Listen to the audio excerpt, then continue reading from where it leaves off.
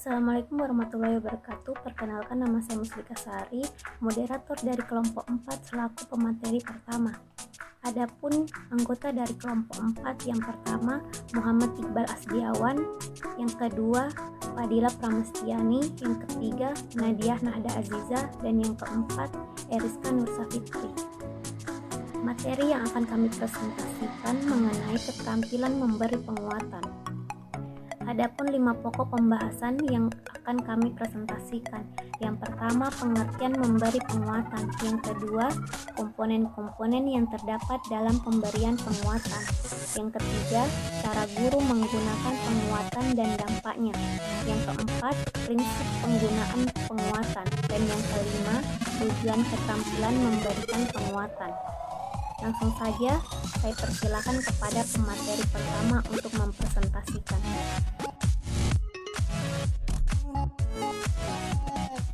Baik, saya pemateri pertama akan menjelaskan pengertian memberi penguatan. Salah satu keterampilan mengajar yang harus dikuasai oleh guru adalah memberi penguatan.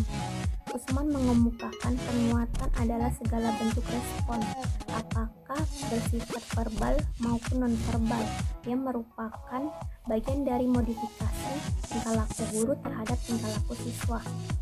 Sedangkan Marno dan Idris mendefinisikan penguatan sebagai respon positif yang diberikan guru kepada siswa atas perilaku positif yang dicapai dalam proses belajarnya, dengan tujuan untuk meningkatkan dan mempertahankan tingkah laku atau perilaku tersebut.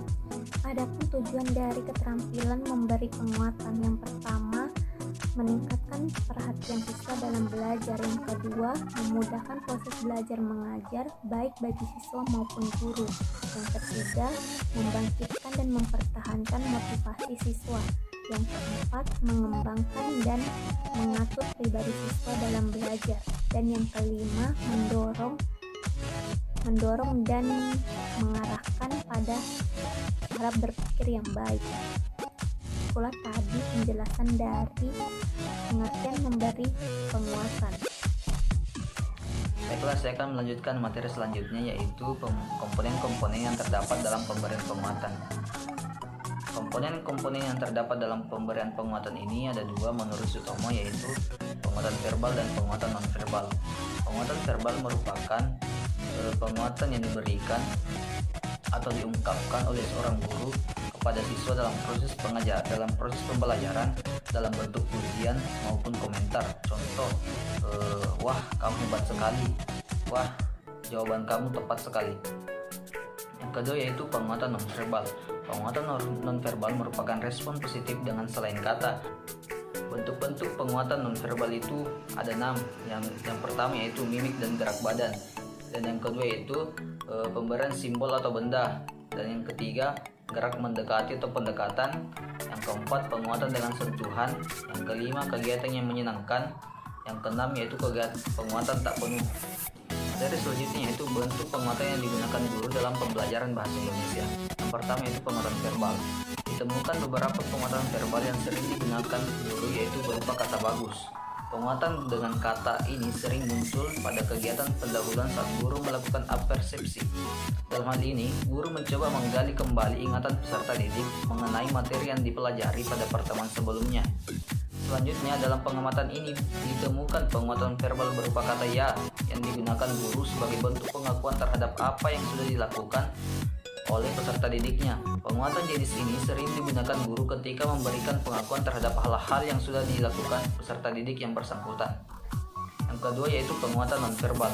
Penguatan nonverbal gerak isyarat atau gerak tubuh dan mimik sering digunakan guru dalam kegiatan inti pembelajaran.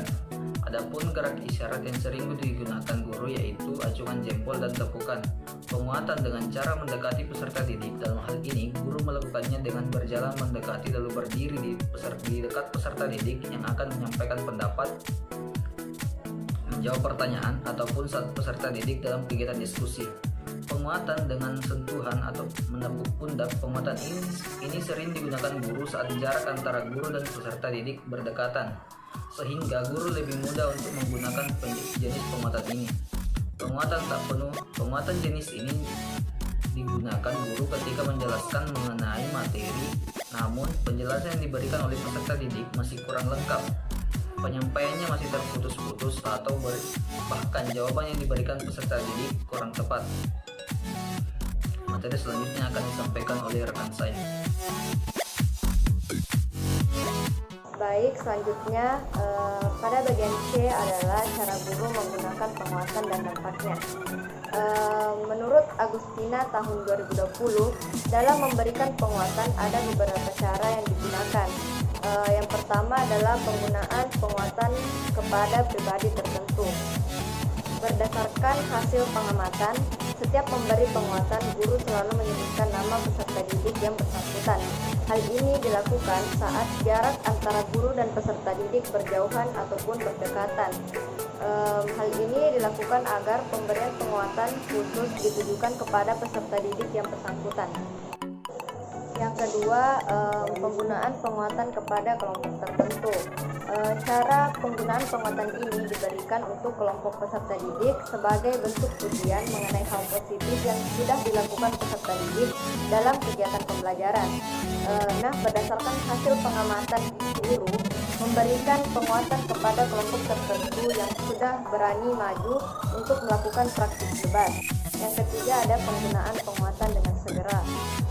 Berdasarkan hasil pengamatan yang dilakukan, diketahui bahwa guru langsung memberikan penguatan kepada peserta didik yang sudah melakukan suatu kegiatan atau merespon tingkah laku peserta didik, sehingga penguatan ini berdampak dan bermakna bagi peserta didik yang bersangkutan.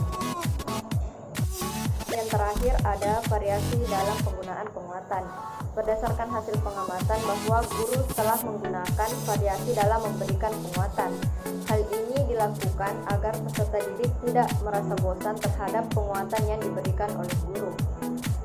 Guru menerapkan penguatan verbal dan non-verbal dalam satu waktu agar dengan begitu penguatan yang diberikan berdampak bagi peserta didik. Baik, yang bagian D itu ada prinsip penggunaan penguatan. Meskipun berian penguatan bersifat sederhana dalam pelaksanaannya, namun dapat pula pemberian penguatan menjadikan siswa enggan belajar karena penguatan yang diberikan tidak sesuai dengan yang dilakukan. Menurut pendapat Barnawi dan Arifin, prinsip-prinsip yang harus diperhatikan guru saat memberikan penguatan, yang pertama itu ada kehangatan. Penguatan yang diberikan oleh guru harus penuh dengan kehangatan. Sikap dan gaya guru termasuk suara atau intonasi, mimik, dan gerak badan akan menunjukkan adanya kehangat dan memberikan penguatan. Kemudian yang kedua itu antusiasme.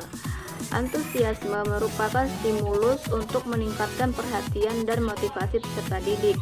Penguatan yang antusias akan menimbulkan kesan sungguh-sungguh di hadapan peserta didik. Kemudian yang ketiga itu kebermaknaan. Inti dari kebermaknaan adalah peserta didik tahu bahwa dirinya memang layak mendapat penguatan karena tingkah laku dan penampilannya, sehingga penguatan tersebut dapat bermakna baginya. Kemudian yang terakhir itu menghindari penggunaan respon yang negatif. Teguran dan hukuman yang berupa respon harus dihindari oleh guru. Respon negatif yang bernada hinaan, sindiran, dan ejekan harus dihindari karena dapat mematahkan semangat peserta didik. Materi selanjutnya yaitu tujuan keterampilan menggunakan penguatan. Adapun tujuan keterampilan memberikan penguatan menurut Sutomo, yang pertama, memotivasi peserta didik terhadap pencapaian kompetensi. Yang kedua, menumbuhkan rasa percaya diri peserta didik. Yang ketiga, mendorong peserta didik untuk meningkatkan prestasi belajarnya secara mandiri. Yang keempat, mengendalikan dan memodifikasi tingkah laku siswa yang kurang positif, serta mendorong munculnya tingkah laku yang produktif. Yang kelima, meningkatkan cara belajar siswa aktif. Yang keenam, memberikan kepuasan atau membesarkan hati peserta didik agar lebih giat berpartisipasi dalam interaksi belajar mengajar. Yang ketujuh, menunjukkan sikap perhatian kepada siswa. Kedelapan, menciptakan suasana belajar yang menyenangkan dan penuh makna. Yang kesembilan, membangun suatu keharmonisan antara guru dan siswa sehingga proses belajar tidak terkesan kaku. Baik, itulah presentasi dari kelompok kami. Sekian dan terima kasih. Assalamualaikum warahmatullahi wabarakatuh.